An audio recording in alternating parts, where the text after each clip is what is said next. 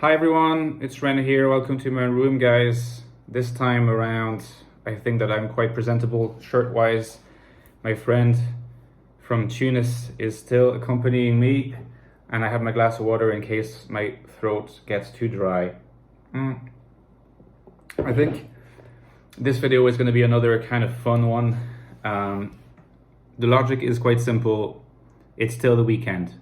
So, if the principle according to which the weekend is the time of the week during which we have fun, then this video ought to be a fun video. And it's going to be a video about 5 things that most of the time an INFJ in most circumstances would never tell you.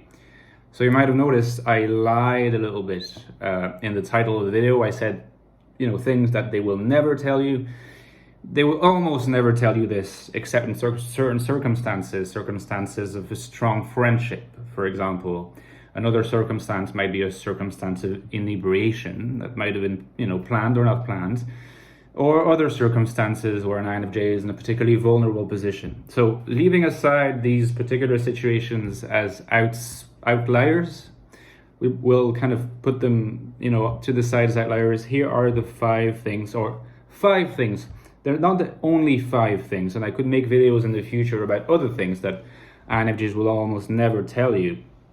But here we'll focus on, in the interest of brevity, we'll focus on 5 things. So the first thing that I would say, and this applies mostly in IRL situations, real life situations. Online could be a little bit different.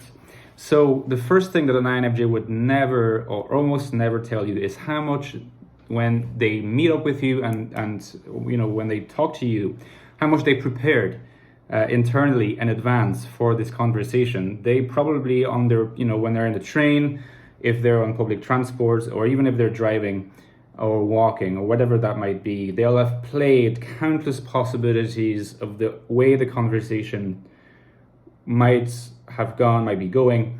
This is because it's a defense mechanism for them. It allows them to be prepared. It's also synchronized with the mechanism of introverted intuition, which loves to look at possibilities. And it gives them a sense of comfort. They think that if they are able to project these different possible scenarios, they will be able to manage the conversation as it happens, more or less effortlessly. And just to emphasize that this is not a deliberate, intentional, cynical approach. It's very much a result and an upshot of their cognitive makeup. An introverted intuitive cannot not do this. It's entirely in the nature of how they function. So that's number 1. Number 2 is that an INFJ will usually never tell you how strong their opinions are or how strong their convictions are. So if you're in conversation with an INFJ, you will probably notice that they have a number of opinions and they have obviously convictions, and you want someone to have opinions and convictions and strong values, because otherwise the person is bland, the person is boring, the person is flat. So you want someone who has the, as we say in French, le courage de ses convictions, the courage of their convictions. And that's the case of an INFJ, as it would be the case with any upstanding type whatsoever. But what does come across in terms of the form in which INFJs express those opinions and convictions is that there will usually be a lot of softness involved. So sometimes INFJs are described as direct, but with a soft approach, or honest, but with a soft approach. And the softness is intended to not create the conditions of a strong disagreement, a strong rebuttal, because if the other person completely disagrees and the other person is blunt, this might create the conditions of conflict as perceived from the INFJ. INFJs don't deal well with conflict, so they might then feel a measure of stress resulting from it, or anxiety. So the fact that they express their opinion in a manner that seems softer than what the convictions really are like in their inner core is just a reflection of this disposition, this relative dislike of possible conflicts. And because INFJs are intuitive types, they project a lot of different possibilities, maybe too many possibilities. And so from an INFJ's perspective, there's never too much security to plan in advance.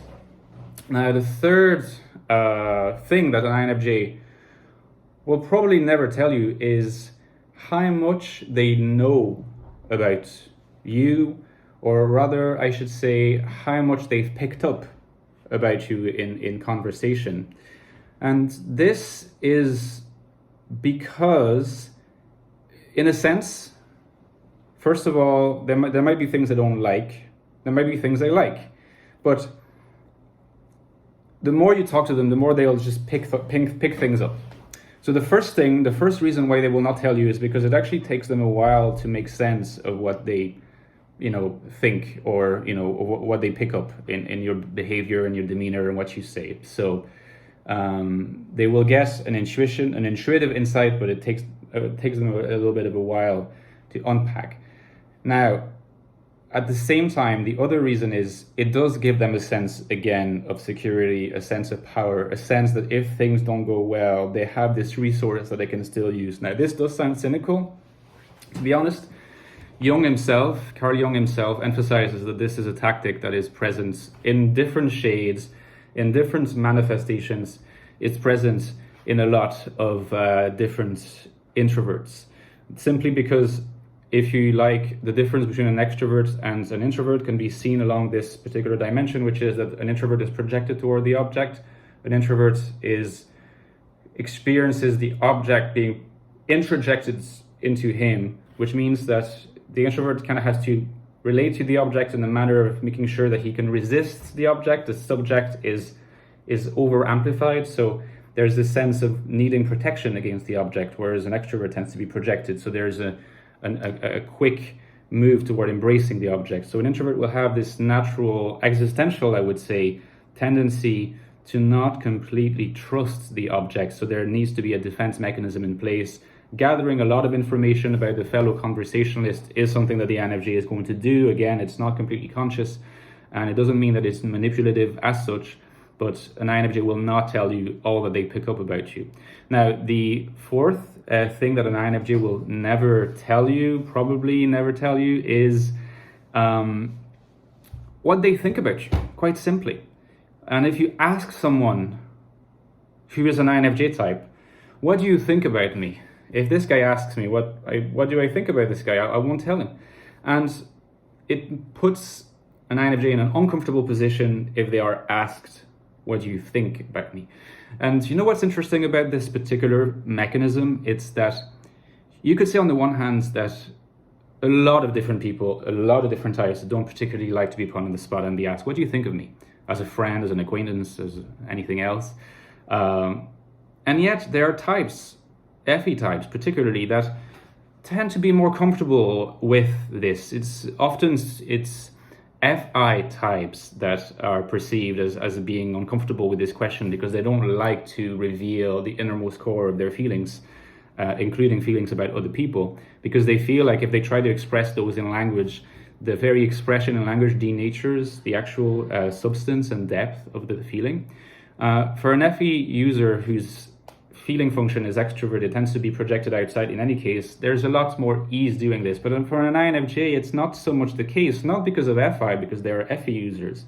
So they're kind of an enigma among FE users because of NI dominance. Because of NI dominance, there is this fluidity that's inherent in how they perceive other people. So they will gather a lot of information about other people, and they can actually be quite judgmental about the different things and different qualities and different types of behavior a person shows. But when it comes to a person as a whole being, they see that as a moving and fluid totality that shifts through time, which is linked to NI dominance. And that makes it very hard to tell anyone at any point what you think about them.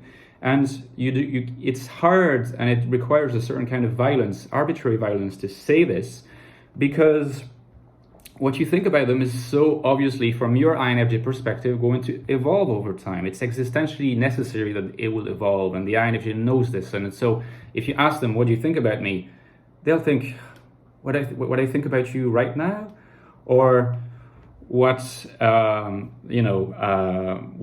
think about you in general. And the problem is you can't ask this question because it's tactless. But if the person says, well, obviously in general, the INFJ if they're honest with themselves, they'll have to say, well, I can't tell you because it's going to change. Finally, A fifth thing that the INFJ will never tell you, an INFJ will absolutely never tell you, is the following. What's the weather like today in Sweden? Or any country for that matter. They don't care. And even if they're oriented toward the social sphere and harmony of values and harmony of moods, you cannot push them that far. There's only that much small talk they can endure. Enjoy the rest of your Sunday, guys.